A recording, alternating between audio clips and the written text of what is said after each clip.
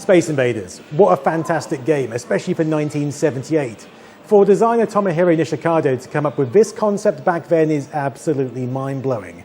Here we have the first fixed shooter, one of the first games with waves of enemies, and the first game that gave most of us anxiety. The aim is simple. Destroy descending waves of aliens as they move closer and closer to your defences and ultimately your laser cannon. If you get hit by one of their projectiles, or an alien itself, you're dead. But the more aliens you destroy, the faster they descend towards you, and the faster that ominous soundtrack beats into your brain.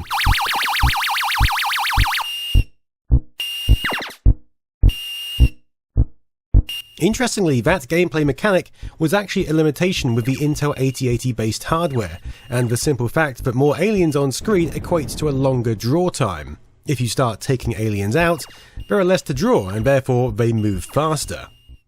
Rather than compensating for this, Nishikado rather cunningly just left it as a gameplay mechanic, one which helps make the game so damn appealing.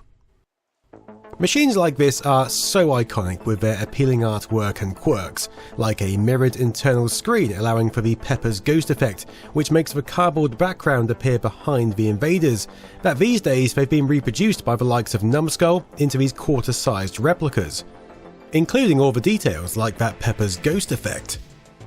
But that's because the late 70s and early 80s were a golden age of arcade machines, each one having their own unique hardware, boards, wiring setups, cabinet design, mostly created from the ground up.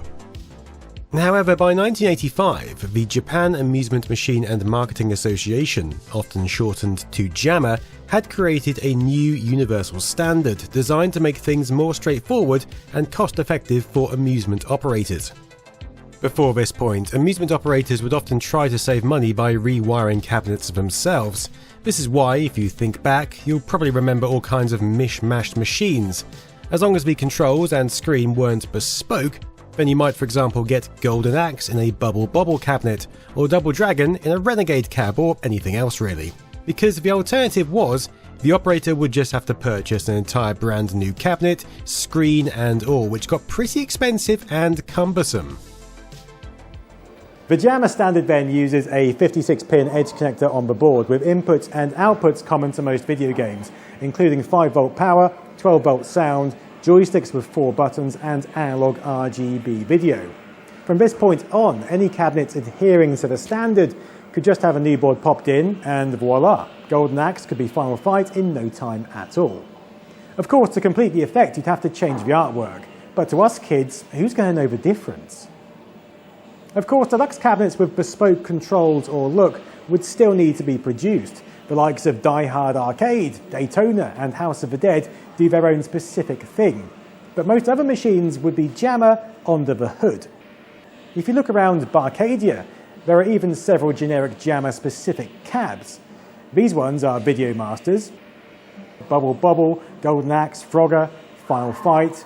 And if I look at my stats and find that one of these games just isn't popular, well, I can just take the board out, get a new one, change the artwork, and hopefully I have a more popular game. But it's these generic cabinets which caused a bit of a stir in the early 90s, and that's weirdly because of a piece of Japanese legislation which meant they had to be shipped with a secret game, a game that the general public would never play, but which to all accounts and purposes still had to be a game and it had to be playable. Japan has always been ahead of the world in terms of electrical wonders.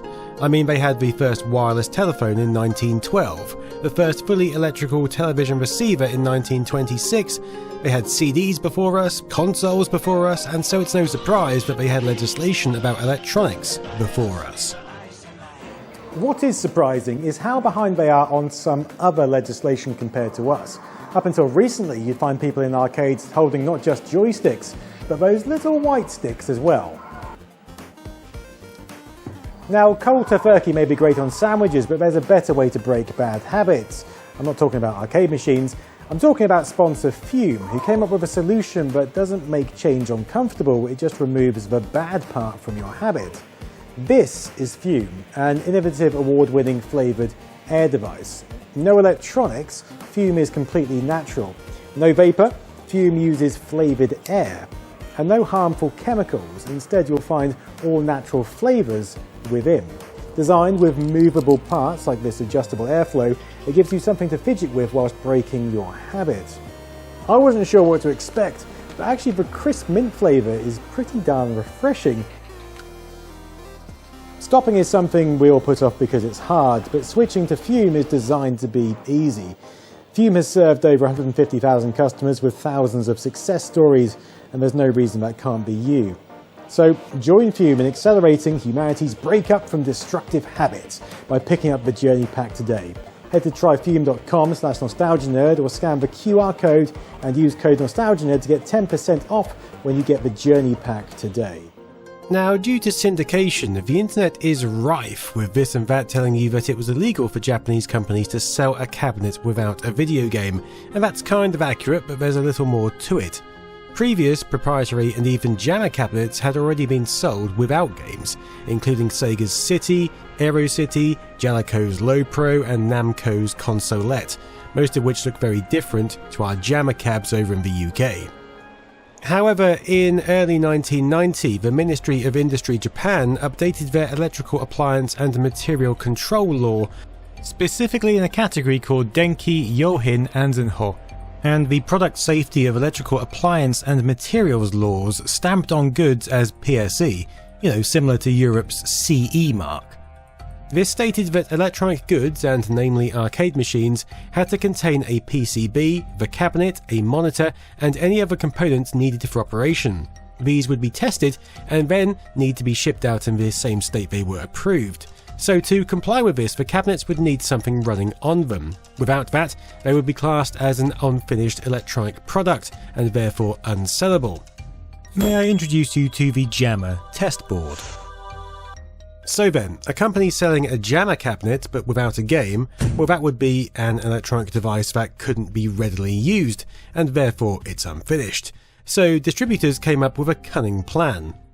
Meet Minivader, released by Taito in 1990 with the express reason of completing the JAMMA electronics and making the setup usable. Come on, what other game would you have expected Taito to have used? Now, most operators upon receiving this would simply have removed this board, plugged in a proper game and carried on with their lives. However, Minivaders is a playable game, and although it's no Space Invaders, it has its quirks. Running from a Zilog Z80 CPU, we are treated to only monochrome graphics here. There is no scoring system, there is no sound, the font has been stolen from Bubble Bobble, as has the Taito logo, which differs from actual Taito logos used at the time. You may notice that in the first level, there is only one singular Space Invader also, who doesn't fire at you. In fact, none of the Space Invaders fire at you, they just ascend faster and faster until you die. However, we do still get UFOs at the top of the screen, not that shooting them does anything other than turn it into the word bomb, given there's no scoring system. Level 2 gets a bit more spicy though, with 16 invaders of different shapes and sizes. Level 3 gives us 30 invaders, Level 4 21 invaders, Level 5 20 invaders, Level 6 20 invaders, Level 7 5 invaders, and Level 8 all 40 invaders. After that you get the text all round clear, followed by game over. You can then put another coin in and play again. It should be noted though that actually, although this lo-fi version of Space Invaders sounds super easy, it's actually incredibly difficult, mainly because the invaders move furiously quick. It's like running an old DOS game on a Pentium PC.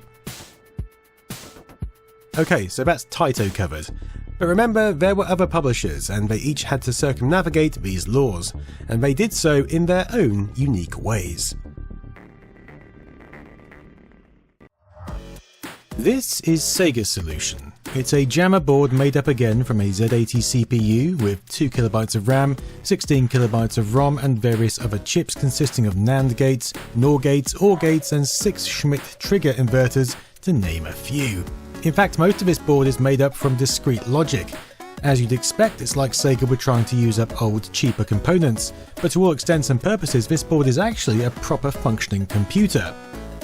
Enter Dottori Kun, also released in 1990. Now, like Taito, Sega took one of their older games, namely Head On, and simplified it.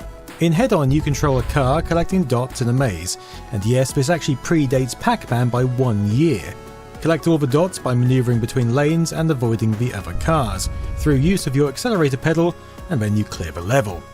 In Dottori Kun, again everything is monochrome, there is no scoring, there are no cars, instead there is an arrow, that's you, and an X, that's the enemy. But the premise is the same. Collect the dots, avoid the X, and press button 1 to go faster. If you do happen to hit the X, then you die and have to start again from level 1. Every few levels, an additional X joins the board.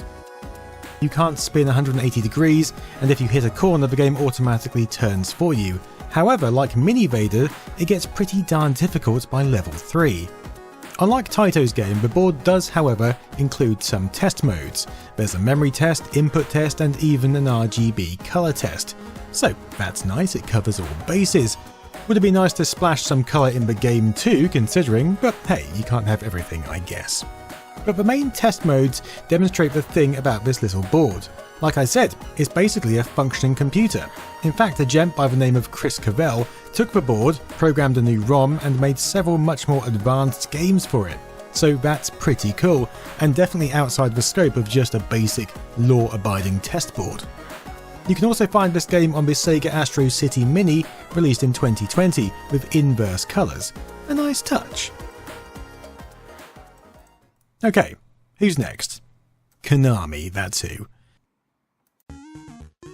Released a little later than the others in 1991 to coincide with the launch of their Domi Jr. cabinets, all you have to do is look at the board to see how much more advanced this fella is. Although still running off a Z80 CPU, there's an audio DAC here, and we have 32 kilobytes of RAM, enough memory to shake a 1970s stick at. Welcome to Mogura Desse and the world of colour. Rather than just yanking one of their ancient games out of the bag, Konami decided to make something a little more impressive for their new line of universal JAMMA cabs. Here we've got a whack-a-mole type affair. Simply move the joystick into the correct direction and hit one of the fire buttons to hit your mole. We even get a kind of scoring system, with this success ratio. Nice. I probably would have played this had it been released as an actual arcade game, to be honest. Interestingly, there are very few of these actually in the wild, and that's because apparently Konami would buy these boards back from the operator for 15,000 yen to reuse in another housing.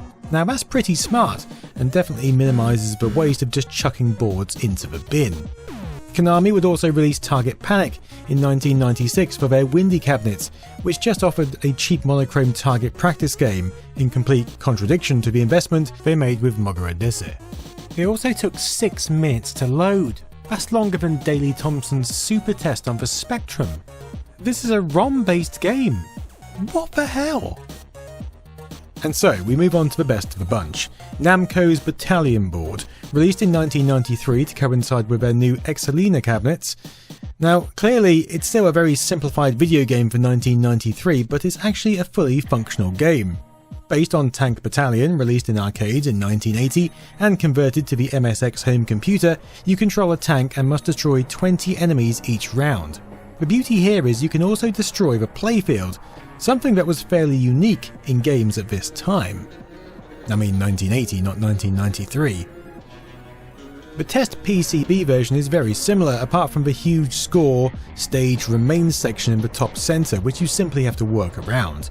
Like the original, we get scoring, we get various maps, and we get zooming effects. Yeah, trippy shit. But, in addition to the original gameplay, we also get scrolling effects. If we can scroll around a bigger map, which is actually pretty damn nice.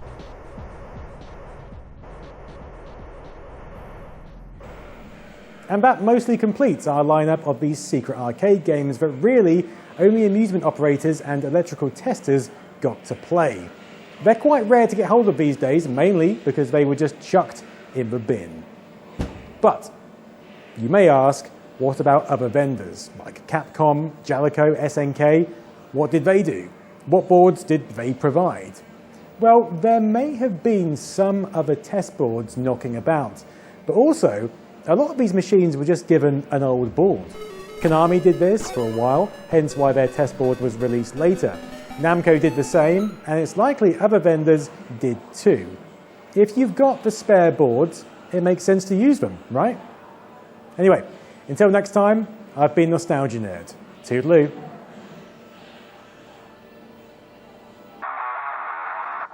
The JAMMA standard then uses a... You're a dickhead, aren't